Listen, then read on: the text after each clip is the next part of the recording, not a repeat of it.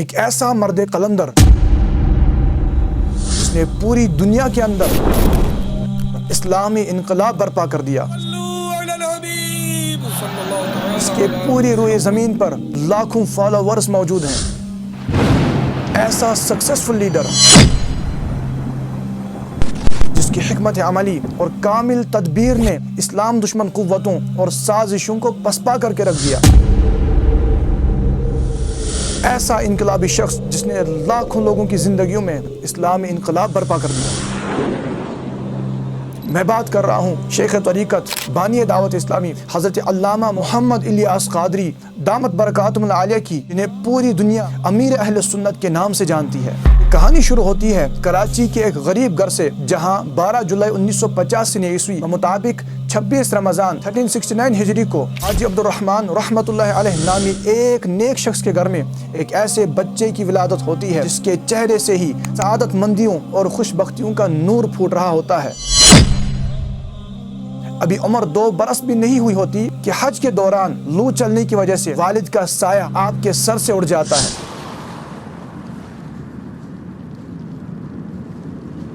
غریبی اور یتیمی دیکھنے والا مگر صابرہ ماں کی زیر تربیت پروان چڑھنے والا یہ با کمال بچہ، جس میں بچپن ہی سے خوف خدا، عشق مصطفیٰ صلی اللہ علیہ وسلم اور دین کی خدمت کرنے کا بے مثال جذبہ نظر آ رہا تھا۔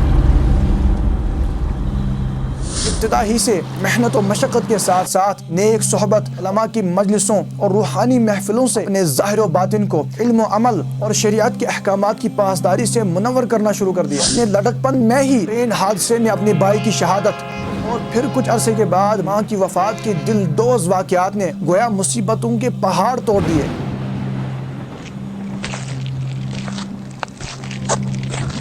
اس طرح سارے گھر اور اپنی بہنوں کی کفالت گھر کے سب سے چھوٹے بیٹے کے نازک کندھوں پر آئی۔ دین کی خدمت کا عظیم جذبہ اور اصلاح امت کا درد اپنے سینے میں رکھنے والے، مستقبل میں لاکھوں لوگوں کا عظیم کامیاب مذہبی لیڈر بننے والے اس با حوصلہ شخص کو اتنی بڑی بڑی مشکلات بھی نہ روک سکیں۔ بھلا کون سوچ سکتا تھا کہ غربت، یتیمی اور مشکلات سے بری ہوئی اس قدر کٹھن زندگی گزارنے والا آنے والے وقت میں پوری دنیا اہل سنت کا حوصلہ اور کامیاب لیڈر بنے گا۔ بہرحال اپنی زندگی کے ابتدائی دور میں ایسے کٹھن حالات سے گزرنے والے جب اس پرفتن دور میں اپنی جوانی کی دہلیز پر پہنچتا ہے تو بچپن سے علماء کی صحبت، بالخصوص مفتی اعظم پاکستان مفتی وقار الدین قادری رحمۃ اللہ تعالی علیہ سے 22 سال تک علم دین سے فیضیاب ہونے والا 1981 میں ایک ایسا تاریخی قدم اٹھاتا ہے جس سے آنے والے وقت کے اندر پوری دنیا اہل سنت کی تقدیر پلٹنے والی تھی۔ The world's largest and successful movement of Quran and Sunnah، دعوت اسلام۔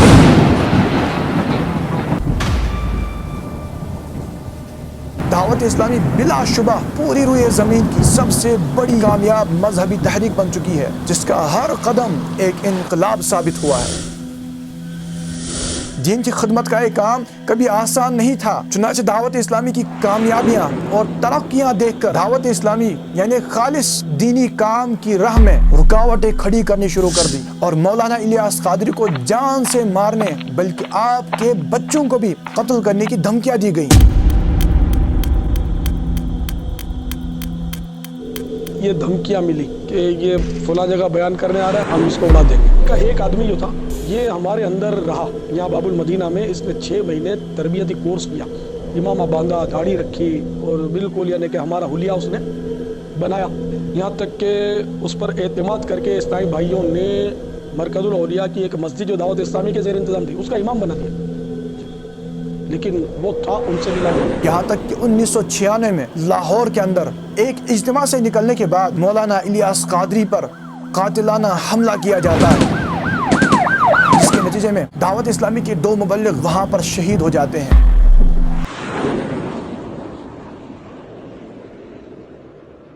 یوں قتل کی دھمکیوں کا سلسلہ تو جاری رہا، مگر خدا کے اس ولی کو دین اسلام کی سچی تعلیمات اور لوگوں کے دلوں میں عشق رسول صلی اللہ علیہ وآلہ وسلم کی شمع فروزہ کرنے سے کوئی نہیں روک سکا۔ آپ آگے بڑھتے گئے اور لوگوں کا ہجوم آپ کے ساتھ جڑتا چلا گیا۔ امیر اہل سنت کے کلام، آپ کے انداز اور آپ کے اخلاق میں اللہ نے ایسی کشش پیدا فرما دی کہ جن لوگوں نے آپ کو کبھی دیکھا تک نہیں تھا وہ بھی آپ کے گرویدہ ہوتے چلے گئے، اور یوں دعوت اسلامی کا باغ دن بدن پھلتا پھولتا گیا۔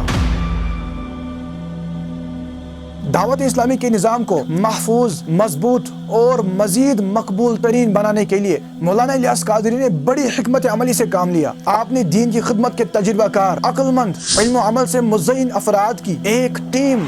یعنی مرکزی مجلس شورا قائم فرمائی اور انہیں دعوت اسلامی کا نظام سنبھالنے کی فل اتھارٹی سونپ دی۔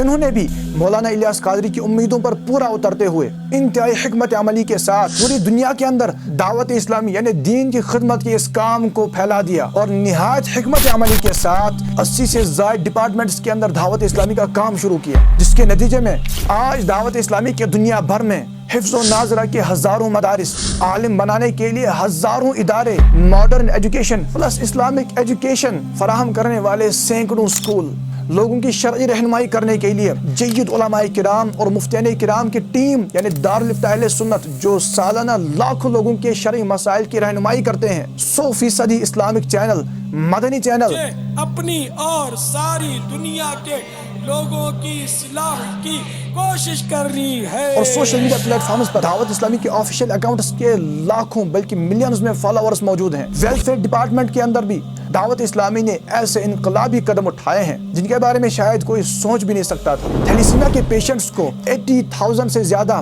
خون کی بوتلیں فراہم کرنا اور لاکھوں کی تعداد میں پلانٹیشن کرنا، اور قدرتی آفات سے متاثر ہونے والے سیلاب زدگان